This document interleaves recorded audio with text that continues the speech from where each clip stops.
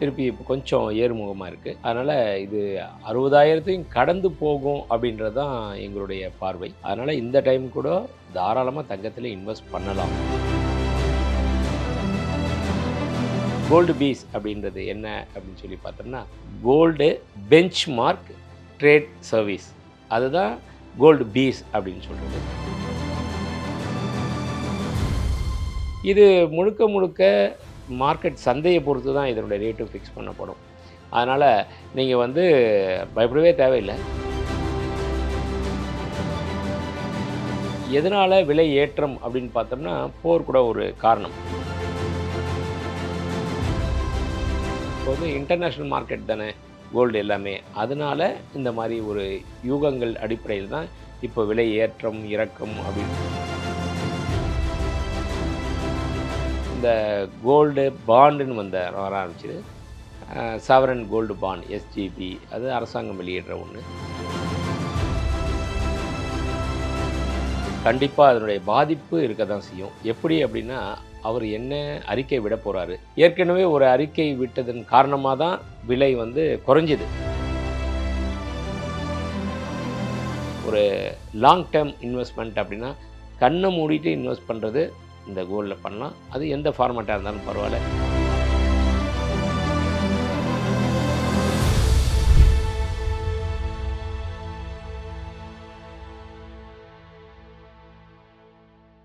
Sir வணக்கம் sir. வணக்கம். Sir இப்ப தங்கம் 60,000 தொட போகுது. ஸோ இந்த டைம்ல தங்கம் வாங்குறது சரியா? தாராளமா இந்த டைம்ல கூட தங்கம் வாங்கலாம். ஏன் அப்படின்னா, கடந்த ஒரு 2 மாதங்களா தங்கம் ஒரு ஸ்டடியா இருந்தது.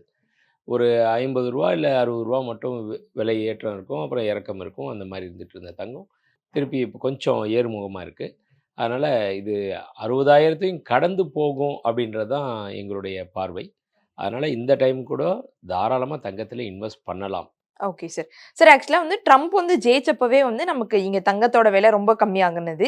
இப்போ நாளான்னைக்கு அதாவது 20ஆம் தேதி பதவி ஏற்கிறாரு. ஸோ அதனால நம்ம தங்கம் விலையில ஏற்றம் இறக்கம் இருக்குமா சார்? கண்டிப்பா அதனுடைய பாதிப்பு இருக்க தான் செய்யும். எப்படி அப்படின்னா, அவர் என்ன அறிக்கை விட போறாரு. ஏற்கனவே ஒரு அறிக்கை விட்டதன் காரணமா தான் விலை குறைஞ்சது. அது என்னன்னு பார்த்தோம்னா, தேர்தல் முடிவு வந்துச்சு. இவரு அதிபரா செலக்ட் ஆயிட்டாரு. இவருடைய பதவி பிரமாணம்ன்றது 20 ஜனவரி 2025. ஆனா, அவரு முடிவு வெளிய வெற்றி பெற்ற உடனேயுமே, "நான் வெளிய வந்தேன்னா, போர எல்லாத்தையுமே நிறுத்துவேன்." அப்படின்னு சொல்லி ஒரு அறிக்கை விட்டாரு. இப்போ ஏற்கனவே பார்த்துக்கிட்டு இருக்கோம். எதனால விலை ஏற்றம் அப்படின்னு பார்த்தோம்னா, போர் கூட ஒரு காரணம். ஒவ்வொரு நாட்டு போரும். இஸ்ரேல், பாலஸ்தீன் வார், ரஷ்யா, உக்ரைன் வார், இந்த மாரி. இதெல்லாம் இருக்கிறனால தான் விலை கொஞ்சம் கொஞ்சமா ஏறிட்டு இருந்துச்சு. இவரு திடீர்னு அறிக்கை விட்டு இந்த மாரி நானு இந்த போர நிறுத்தறதுக்கு முயற்சியெல்லாம் எடுப்பேன்னனையுமே, அதை அதனுடைய எதிரொலியா ரேட்டு டக்குன்னு ஒரு ஃபால் டவுன் வந்துச்சு. இப்ப என்ன பண்ண போறாருன்னு தெரியாது. அவருடைய பதவியேற்ற பிறகு அவருடைய செயல்கள் எப்படி இருக்கும்? அவருடைய அமெரிக்காவுடைய டாலர ஸ்ட்ராங் பண்றதுக்காக மட்டும் அவரு முன்னோக்கி செல்வாரா? அல்லது உலகத்தினுடைய சமாதானத்துக்காக போர நிறுத்தி அந்த மாரி விஷயங்கள்லாம் கொண்டு வருவாரா? அப்படின்றது தெரியாது. அது பொறுத்திருந்து தான் பார்க்க முடியும். அவருடைய என்ன ஸ்டெப் எடுக்கிறார். அதையொட்டி தான் அடுத்து அவருடைய கோல்டு விலை நிர்ணயிக்கப்படும். அதுவுமே ஒரு காரணம். ஏன்னா, இப்போ இன்டர்நேஷனல் மார்க்கெட் தானே கோல்டு எல்லாமே. அதனால இந்த மாரி ஒரு யூகங்கள் அடிப்படையில் தான் இப்போ விலை ஏற்றம், இறக்கம் அப்படின்னு எப்பயுமே இந்த ஒரு பட்ஜெட் வருது அப்படின்னா, பட்ஜெட்டுக்கு முன்னாடியே பார்த்தீங்கன்னா, கிடுகிடுன்னு ரேட்டு விலை ஏற ஆரம்பிக்கும். சில டைம் இறங்க ஆரம்பிக்கும்.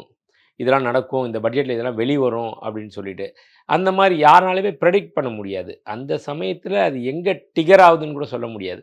போன முறை பார்த்தோம்னா, கோல்டு ரேட் கொஞ்சம் ஏறிக்கிட்டே இருந்துச்சு. பட்ஜெட்டுக்கு அப்போ.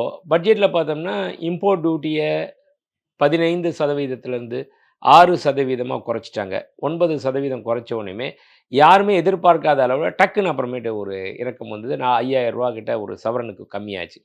அது மாரி இந்த 20ஆம் தேதி பதவியேற்பு விழாவுக்கு அப்புறம் கண்டிப்பா ஒரு மாற்றம் இருக்கும். அது மாற்றம் எப்படி வேணா இருக்கலாம். ஏற்றமும் இருக்கலாம், இல்ல இறக்கமும் இருக்கலாம். சார் ஆக்சுவலா கோல்டோட இன்வெஸ்ட்மென்ட் பத்தி நம்ம நெறைய பேசியிருக்கோம். இப்போ கோல்ட் பீஸ்னா என்ன அப்படின்னு கேட்டிருக்காங்க. அதுல இன்வெஸ்ட் பண்றது சரிதானா? அப்படிங்கிற மாதிரி கேள்வி இருக்கு சார். அதுக்கான பதில். அதாவது கோல்டுன்னு பொறுத்தவரைக்குமே நமக்கெல்லாம் தெரிஞ்சது. அதாவது நமக்கெல்லாம் தெரிஞ்சதுன்னா, பழைய ஆட்கள் ஒரு 35, 40 அண்ட் அபோவ் அவங்க எல்லாமே பார்த்தோம்னா கோல்டுனாலே ஆர்னமெண்ட். தங்க நகைகள் தெரியும். கோல்டு காயின் தெரியும். இது 2 தான் தெரியும். வேற எதுவுமே தெரியாது. இன்னும் சொல்லப்போனா, இன்னும் 60 வயசுக்கு முன்னாடி இருக்கவங்க, மேல்பட்டு இருக்கவங்க அப்படிலாம் பார்த்தோம்னா, தங்கம் அப்படின்னாலே அவங்களுக்கு ஆர்னமெண்ட் மட்டும் தான் கண்ணுக்கு வரும். மனசுக்கு அப்படி தெரியும். ஆனா, இப்ப இருக்க ஜென்ரேஷன், இப்ப இருக்க டெக்னாலஜி, அது மாரி ஒவ்வொரு விஷயத்திலயுமே அடுத்தடுத்து பண்றாங்க இல்லையா? அப்படி வர்றப்ப தான், இந்த கோல்டு பாண்டுன்னு வர ஆரம்பிச்சது. சாவரன் கோல்டு பாண்ட் எஸ்ஜிபி அது அரசாங்கம் வெளியிடுற ஒண்ணு. அதுக்கப்புறம் இடிஎஃப் அப்படின்றது. இடிஎஃப்னா எக்ஸ்சேஞ்ச் ட்ரேட் ஃபண்ட் அப்படின்றது. அந்த இடிஎஃப் வர ஆரம்பிச்சது. இப்போ அதனுடைய தொடர்ச்சி தான் அதுதான் அந்த பீஸ் அப்படின்னு சொல்றது. பீஸ் ஜி கோல்டு பீஸ் அப்படின்றது என்ன அப்படின்னு சொல்லி பார்த்தோம்னா, கோல்டு பெஞ்ச்மார்க் ட்ரேட் சர்வீஸ். அதுதான் கோல்டு பீஸ் அப்படின்னு சொல்றது. பி ஸ்மால் இ அப்புறம் capital E exchange benchmark exchange trade service. இதுதான் அந்த பீஸு. இந்த பீஸுன்றது என்னன்னா, அது இடிஎஃப் தான். எக்ஸ்சேஞ்ச் ட்ரேட் ஃபண்டு தான் அது. அது வந்து ஆன்லைன் மூலியமா தங்கத்த நீங்க வாங்கலாம். அந்த வாங்குற தங்கம் எவ்வளோ 0.01 மில்லிகிராம் கூட நீங்க வாங்கலாம்.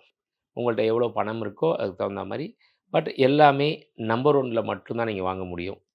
அதாவது உங்கள்ட்ட பேங்க் பேலன்ஸ் இருக்கணும். அக்கவுண்ட்ல பணம் இருக்கணும். தங்கத்த பொறுத்தவரைக்கும் சாதாரணமா ஃபிசிக்கல் கோல்டு வாங்கணும்னா, நீங்க எப்படி வேணா வாங்கலாம். கேஷா குடுத்து வாங்கலாம், அக்கவுண்ட்ல போட்டு வாங்கலாம் அப்படி. ஆனா இந்த இடிஎஃப்ப பொறுத்தவரைக்கும், பீஸ் பொறுத்தவரைக்கும் எல்லாமே ஆன்லைன்ல through the account, number 1 account அதாவது முழுக்க முழுக்க அந்த மாரி வர ஆரம்பிச்சுரும். அப்படின்றப்போ, நீங்க இதுக்கு தேவையானது டீமேட் அக்கவுண்ட் ஓப்பன் பண்ணணும். அந்த டீமேட் அக்கவுண்ட் ஓப்பன் பண்ணிட்டு, அதுக்கு எல்லா ப்ரூஃபும் குடுத்து பண்ணிட்டு, அதுக்கப்புறம் இதில பண்ணலாம். இதில இந்த பீஸ் வந்து யார் யாரெல்லாம் வெளியிடுறாங்க அப்படின்னு பார்த்தா, குறிப்பிட்ட ஒரு 7, 8 நிறுவனங்கள். ஆக்சிஸ் கோல்டு இடிஎஃப் அப்படின்னு இருக்கு. ஹெச்டிஎஃப்சி கோல்டு இடிஎஃப் இருக்கு. ஐசிஐசி கோல்டு இடிஎஃப் இருக்கு. கெனரா இருக்கு. யூடிஐ அப்படின்ற கோல்டு இடிஎஃப் இருக்கு. ஐடிபிஐ யூடிஎஃப் இருக்கு. இன்வெஸ்கோ அப்படின்ற இடிஎஃப் இருக்கு. நிப்பான் அப்படின்ற இடிஎஃப் இருக்கு. இந்த மாரி 8, 9 இடிஎஃப் இது வந்து கோல்டு பீஸ் வெளியிடுறாங்க. இந்த கோல்டு பீஸ் எப்படி இந்த ரேட்ட ஃபிக்ஸ் பண்றாங்க அப்படின்னா, இது 24 கேரட் கோல்டு. 99.5 ஒரு பார் இருக்கு இல்லையா? அது வந்து 99.5 பியூரிட்டி இருக்கும். அதனுடைய ரேட் என்ன அப்படின்னு சொல்லி பார்த்துட்டு, அதில அ இந்தியாவிலேயே முன்னணியில இருக்கிற அசோசியேஷன் அவங்கள்ட்ட இருந்து ரேட் எடுக்குறாங்க. ரேட் எடுத்துட்டு கரண்ட் ரேட் என்ன இருக்குன்னு சொல்லி ஃபிக்ஸ் பண்ணி, அந்த ரேட்டு படி அவங்க ரேட் அன்னன்னைக்கு ரேட்டு நிலவுது. அந்த ரேட் வந்து ஒவ்வொரு நாளைக்குமே வித்தியாசம் வரும். காலையில ஒரு ரேட் இருக்கும். அடுத்த ஒரு 1/2 மணி நேரம், 1 மணி நேரம் ஏன் ஒவ்வொரு செகண்டுக்குமே ஒரு ரேட் வரும். அந்த மாரி. அந்த மாரி வர்றப்போ, அவங்களுக்கு நமக்கு எப்ப தேவையோ, அந்த மாரி அத நம்ம சக்திக்கு தகுந்தா மாரி 100 மில்லிகிராம் அதாவது சாதாரணமா சொன்னா ஒரு குண்டுமணி அப்படின்னு சொல்லுவாங்க. அந்த ஒவ்வொரு குண்டுமணியாவும் வாங்கலாம், ஒவ்வொரு கிராமாவும் வாங்கலாம், சவரனாவும் வாங்கலாம், கிலோ கணக்குலயும் வாங்கலாம். ஒரே நாள்ல கூட ஒரு வாங்கலாம். வாங்க தாராளமா முடியும். நீங்க உங்கள்ட்ட அக்கவுண்ட்ல அமௌண்ட் இருந்துச்சுன்னா, அத நீங்க கணக்குல கொண்டு வந்துட்டு, அப்படி நீங்க தாராளமா அதுக்கு வாங்கலாம். அதே மாரி இத வந்து எப்ப வேணா விற்கலாம். ஆமா. அந்த எப்போ வேணா விற்கலாம். இதில ஷார்ட் டெர்ம், லாங் டெர்ம் அப்படின்னு சொல்லி 2 விஷயம் இருக்கு. இதில என்ன ஒரு விஷயம் அப்படின்னா, மார்க்கெட் குளோஸு, ஹாலிடேஸ் அப்படிலாம் உங்க அக்கவுண்ட்ல இருக்குமே தவிர, அத உங்களால எதுவும் யூஸ் பண்ண முடியாது. கோல்டுக்கும் இதுக்கும் உள்ள வித்தியாசம் என்னன்னா, கோல்டு வந்து எப்ப வேணா அத ஒரு பேங்க் அக்கவுண்ட்டா இருந்தாலும் சரி, கொரோனா டைமா இருந்தாலும் சரி, எப்போ வேணாலும் சரி, அந்த டைம்ல உடனே பேங்க்ல பிளட்ஜ் பண்ணி வாங்கலாம். இல்ல தனியார் நிறுவனங்கள்ல போய் அத பிளட்ஜ் பண்ணி எடுக்கலாம். இல்ல ம் இந்த பான் புரோக்கர் ஷாப்ல கூட கொண்டு போய் எடுக்கலாம். இந்த மாரி விஷயங்கள் இருக்கும். ஆனா இத பொறுத்தவரைக்கும் த்ரூ பேங்க் தான். அந்த டைம்ல நீங்க அப்படி மட்டும் தான் நீங்க அதில ட்ரேட் பண்ண முடியும், வாங்க முடியும், விற்க முடியும். எப்போ வேணா விற்கலாம். இதில ஒரு 2, 3 விஷயம் பெனிஃபிட் கூட இருக்கு. ஷார்ட் டெர்ம் பெனிஃபிட் ஒண்ணு இருக்கு. லாங் டெர்ம் டாக்ஸ் ஒண்ணு இருக்கு. ஷார்ட் டெர்ம் அப்படின்னு சொல்லி பார்த்தோன்னா, ஒரு 36 மாசத்துக்குள்ள நீங்க இன்வெஸ்ட் பண்ணிட்டு, அத வந்து 36 மாசத்துக்குள்ள நீங்க விக்கிறீங்க. 3 வருஷத்துக்குள்ளேயே விக்கிறீங்கன்னா, அது ஷார்ட் டெர்ம் கெயின் அப்படின்னு சொல்லுவாங்க. அதுக்கு நீங்க வரி கட்டணும். 36 மாசத்துக்கு மேல நீங்க அத ஹோல்டு பண்ணியிருக்கீங்க அப்படின்னா, லாங் டெர்ம் கெயின் அப்படின்னு சொல்லுவாங்க. அதற்கு உண்டான கம்மியான வரி கட்டணும். அது கூட இண்டெக்ஸிங் பிரைஸ்ன்னு சொல்லுவாங்க. அந்த இண்டெக்ஸிங் பிரைஸ் எடுத்துட்டு அதிலேருந்து 20% அப்படின்ற மாரி எடுத்து டிவைட் குடுத்து லாங் டெர்மா வச்சுக்கிற மாரி இருந்தது நமக்கு இன்வெஸ்ட்மெண்ட்ல அப்படின்னா, அதுவுமே அந்த டாக்சேஷன் வழியாவும் நமக்கு ஒரு பெரிய பெனிஃபிட் கிடைக்கும். அதனால இன்வெஸ்ட் பண்றவங்க நம்மளுடைய அ எப்ப தேவைகள் இருக்கு? நமக்கு தன்னுடைய பெண்ணுடைய திருமணம் இன்னும் கொஞ்சம் நாள் இருக்கு. கொஞ்சம் வருஷமே இருக்கு. ஆனா இப்பயே நான் சேர்க்க ஆரம்பிக்கிறேன். அப்படின்னா கொஞ்சம் கொஞ்சமா நீங்க அப்படி பண்ணலாம். அதுவுமே நடுவுல எனக்கு வேணும். நான் ஒரு 2, 3 வருஷத்திலேயே கூட எடுப்பேன் எப்போ வேணாலும் அப்படின்னா, நமக்கு அந்த லாங் டெர்ம் கெயின்ன்றத விட டாக்ஸ் கெயின்றத விட நமக்கு அர்ஜென்சின்றது ஒரு முக்கியம் இல்லையா? பரவால்ல எனக்கு இப்ப இருக்கிற பெனிஃபிட் கூட பரவால்ல அப்படின்றப்போ, அந்த இதுவும் எடுத்துக்கலாம். இது முழுக்க முழுக்க மார்க்கெட் சந்தைய பொறுத்து தான் இதனுடைய ரேட்டும் ஃபிக்ஸ் பண்ணப்படும். அதனால நீங்க வந்து பயப்படவே தேவையில்ல. எப்போ என்ன ஒரே ஒரு ரிஸ்க் இருக்கு. மார்க்கெட் ரிஸ்க்னா குறையுது, ஏறுதுன்னு இருக்கும். நீங்க எதுவுமே கொஞ்சம் லாங் டெர்மா நீங்க டிசைட் பண்ணீங்க அப்படின்னா, பெரிய விஷயம் இல்ல. பாதிப்பு வராது. ஏன்னா லாங் டெர்முக்கு வந்து கோல்டு வந்து விலை ஏறிக்கிட்டே தான் இருக்கு. ஷார்ட் டெர்முக்கு எனக்கு வந்து சில பேர் கேட்குறாங்கல்ல, நான் வந்து உடனே வாங்கிட்டு விக்கணும். நம்ம டியர் உமன்ஸ் சேனல்ல கூட நம்ம இதில பார்த்துட்டு ஒரு இவரு கேட்டிருக்காரு ஏற்கனவே. அவருடைய கமெண்ட் போட்டிருந்தாங்க. நான் அடிக்கடி வாங்கி விக்க முடியுமா? அப்படின்னா, அடிக்கடி வாங்கி விக்கலாம். அது பிசிக்கல் கோல்டு வாங்கி விக்கிறப்போ உங்களுக்கு பிரச்சனை. ஆனா, இந்த மாரி கோல்டு பீஸ் வாங்கி வச்சுட்டு வித்தீங்கன்னா, உங்களுக்கு எப்போ வேணா விக்கலாம். ஆனா, அதனோட பெனிஃபிட் வந்து நீங்க நெனைக்கிற மாரி மத்த ஷேர்ஸ் மாரி ஒரு நாள்ல ரூ. 1000 ஏறும், ரூ. 1000 இறங்குன்ற அந்த மாரி இருக்காது. கொஞ்சம் கொஞ்சமா ஏறிக்கிட்டே இருக்கும். இறங்குனா கொஞ்சம் இறங்கும். ஒரு ரூ. 1000 ஏறுதுன்னா ஒரு ரூ. 100 குறையும். அந்த மாரிலாம் வரனால, எப்பயுமே கோல்ட பொறுத்தவரைக்கும் ஒரு லாங் டெர்ம் இன்வெஸ்ட்மென்ட் அப்டின்னா, கண்ண மூடிட்டு இன்வெஸ்ட் பண்றது இந்த கோல்ட்ல பண்ணலாம். அது எந்த ஃபார்மேட்டா இருந்தாலும் பரவால்ல. இப்ப இருக்கிற யங் ஜெனரேஷன் இந்த கோல்டு பீஸ் பக்கம் திரும்பி இருக்காங்க. ஏன் சைனாலலாம் இது ரொம்ப வேகமா கொடி கட்டி பறக்குது. இப்ப இருக்கிற யங்ஸ்டர்ஸ் எல்லாருமே அந்த கோல்டு பீஸ்ல தான் கவனம் செலுத்திட்டு இருக்காங்க. இதெல்லாம் ஒரு மிக முக்கியமான காரணம். இந்த மாரி யங்ஸ்டர்ஸ் வந்துட்டு இந்த மாரி பண்றதுனால, அவங்களுக்கு தே டோன்ட் ஹேவ் டைம். ஃபுல்லா சிஸ்டத்திலேயே உட்காந்துருக்காங்க. இன்வெஸ்ட் சிஸ்டத்திலேயே அமௌண்ட்டும் கிரெடிட் ஆகுது அவனுடைய அக்கவுண்ட்டுக்கு. உடனே அவன் என்ன பண்றான், அவனுடைய செலவுகள் எல்லாம் அதிலேயே ஆன்லைன் பர்ச்சேஸ் முடிக்கிறான். சேவிங்ஸும் அதிலேயே போயிட்டு டக்குன்னு பண்ணிடுறான். அதனால நம்மள மாரி அதான் நம்மள மாரி இன் தி சென்ஸ் எபோவ் 40, 50 இருக்கிறவங்க எல்லாருமே நம்ம பேங்க்குக்கு போயி கேஷ் கட்டி அத எடுப்போம். ஏதாவது பொருள வாங்குவோம். கடைக்கு போய் பார்ப்போம். இப்போலாம் வர ஜெனரேஷன் இந்த மாரி இதில இன்வெஸ்ட் பண்றாங்க. இருந்தாலுமே ஆபரணத்துக்குன்னு இருக்கிற ஒரு மவுசு தனி மவுஸ் தான். அவங்களுக்குமே அந்த டச் அண்ட் ஃபீல்ன்னு சொல்லுவாங்க இல்லையா? இது என்னதான் இருந்தாலும் அக்கவுண்ட்ல இருக்கு அவ்வளோதான். ஒரு நகையா வர்றதுன்னா, நகைய வாங்கி நம்ம அத வியர் பண்றப்ப தான் அதனுடைய சந்தோஷம் நம்ம முகத்தில பூரிப்பு வரும். என்னோட அக்கவுண்ட்ல கூட இப்ப நானு 5 கிலோ வச்சிருக்கேன் அப்படின்னா யாருக்கு தெரியும்? அப்படி கிடையாது. அதே வந்து ஒரு கோல்ட வாங்கி ஒரு லேடி வந்து போட்டுட்டு போறாங்க. ஒரு பெண்மணி ஒரு கல்யாணத்துக்கு போட்டு போறாங்கன்றப்போ, தன்னை அறியாமல் அந்த பூரிப்பு அவங்களுக்குமே வரும். சொசைட்டிலயுமே symbol of prestige and power அப்படின்னு கூட சொல்லலாம் அந்த கோல்ட பொறுத்தவரைக்கும். அதனால இருக்க இருக்க கோல்டுடைய ரேட் விலை ஏறத்தான் செய்யும். அதனால இன்வெஸ்ட்மென்ட் ஆங்கிள்லன்னு பார்க்குறச்ச, நாம எதுல வேணா இன்வெஸ்ட் பண்ணலாம். எந்த ஃபார்மட்ல வேணா. ஒண்ணு எக்ஸ்சேஞ்ச் ட்ரேட் ஃபார்மட்ல ஃபண்ட்ல கூட போடலாம். இல்ல பிசிக்கல் கோல்டா வாங்கலாம். அந்த பிசிக்கல் கோல்டு வாங்குறது ஆர்னமென்ட்டா வாங்கலாம். இல்ல காயினா வாங்கலாம். இல்ல நகைச்சீட்டு போட்டு கொஞ்சம் கொஞ்சமா கூட சேமிக்கலாம். இதெல்லாம் எனக்கு தெரியாதுங்க. எனக்கு டீமேட் அக்கவுண்ட்னா என்னன்னு தெரியாது. நான் சாதா அக்கவுண்டே வச்சிருக்கல. எனக்கு எதுக்கு டீமேட் அக்கவுண்ட்டு அப்படின்ற மாரி இருக்கும். அந்த மாரி இருக்கவங்களுக்குலாம் மாசச்சீட்டு. மாசம் 5000 1000த்துலேருந்து இருக்கு. மினிமம் 1000, 2000, 5000, 10,000 அப்படின்ற மாரி தன்னுடைய வசதிக்கு ஏற்ப அதில போட்டுட்டு கொஞ்சம் கொஞ்சமா சேர்த்து, அதற்கு கூலி சேதாரம் இல்லாம கூட நகைய எடுத்துக்கலாம்.